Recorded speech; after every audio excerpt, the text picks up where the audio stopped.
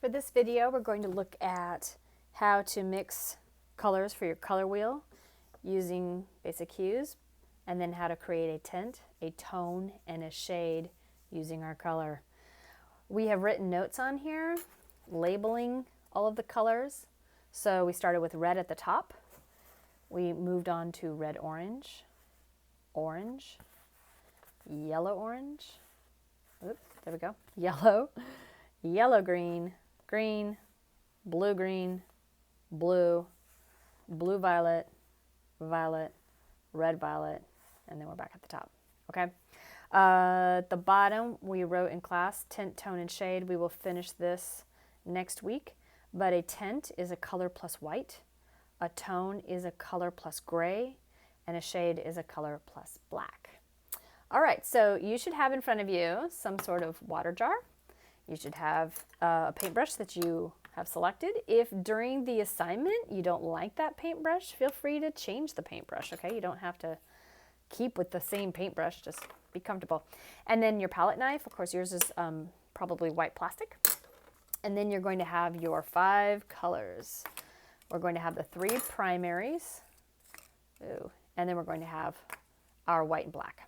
Okay, I'll have these to the side, but they will be very accessible. You just won't be able to see them. All right, so for the first color, we did red in class. I'm going to go ahead and finish up orange. So let's just, I'm going to remix my orange. I know I did that in class and many of you did too, but let me remix it, okay? So I want to remind you that your palette knife is very important, that we're not cramming our brushes into the paint because we don't want to get paint down into this color, and we also, it's just a mess. These come in and out of paint so cleanly and quickly. So I'll go ahead and I'll grab some yellow. I'll put it on my palette. I will wipe that off using my paper towel. If I feel that I still have some paint on here, I can always just wipe it off. You know, I put it in the water and then just wipe it off. But you want to check and make sure it looks clean. It does. I can move on. So I've got some yellow. I'm moving it over to my paint palette. I'm grabbing some red. I'm putting it in my paint palette. So now I have a little pile of red, a little pile of yellow. And I will be drawing from those as I complete my orange. So I'll grab a little bit of red, move it onto my palette. I'm going to wipe it off. Looks good. Grab a little yellow, and I'm going to try to grab 50-50. I'll just take a stab at it. And then when you go to mix your paint, you want to pretend kind of like you're putting butter on toast.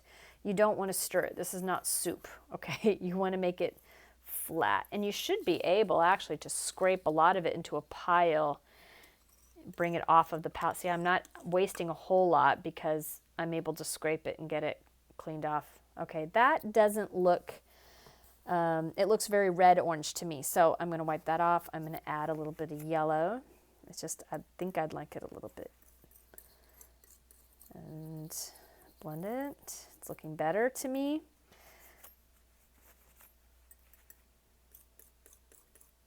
And again, I'm blending using a kind of like a buttering a bread technique. Okay, I think that looks fine. I've already dipped my paintbrush. It's wet and ready to go. And then I'm just going to use my paintbrush to grab paint and bring it over here. And I am going to just repaint my selection right here. Okay, so there's my little, not my square, but my shape here. Wipe it off. I'm going to wipe my brush into my rag, and then I'm going to dip it into my water. It makes sure my water won't get dirty so fast. Wipe it on my rag. Either the water takes the hit or you spend more on the paper towel. You just have to kind of decide, I don't know, how you feel. I'm sure some of you are like, it's wasteful. Well, either one is wasteful. I'm not sure. You just decide. Okay. Now I'm going to go ahead and I'm going to make a tint of orange.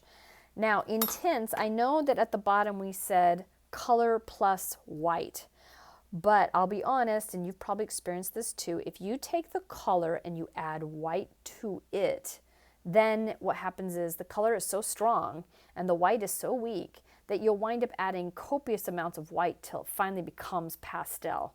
And so I have found it's more efficient and less wasteful if I just make my white pile, I'm going to put it right here, wiping it down, and I'm going to take my orange and add it to the white rather than the other way around, okay?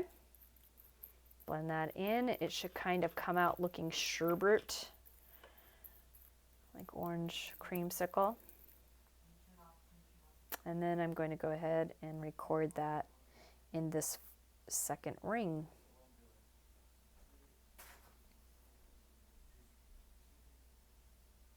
Okay, there we go. I'm going to wipe some of that off because I'm going to actually use it.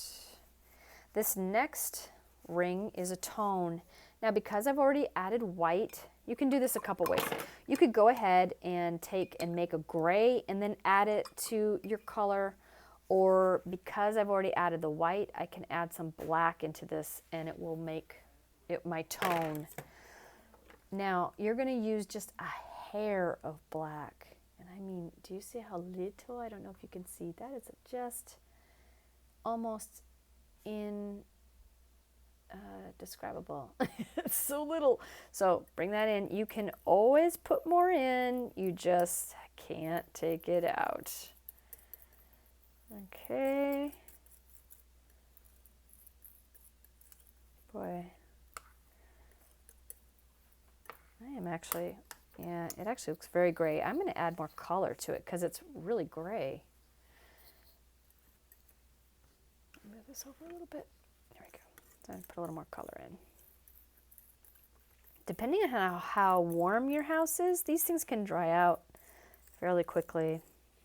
You'll just have to work with what's best at your house. You can put a little bit of water in it if it's drying out super, super fast. If you have like, especially if you're sitting next to the fireplace and it's roaring, it will dry out really fast. I actually use my mantle sometimes as an easel. Probably not the best, but it's over my gas insert on the mantle. I don't think it's going to ignite, but it dries the paint out great. So there's my tone of orange. All right, so I will clean my palette knife off, wipe my brush, get it wet. And I'm going to change brushes because I think the sliver is going to get really tight in there. So I'm going to get a smaller brush. Let me find one. I'll say it's like shopping. Okay, I gotta wet it first, and now I'm ready to go. All right, so I'm going to make this shade of orange. Okay, so I don't need this orange anymore, and it's so far down, so I'm going to go ahead and just put the black directly in it because I'm pretty much done with it.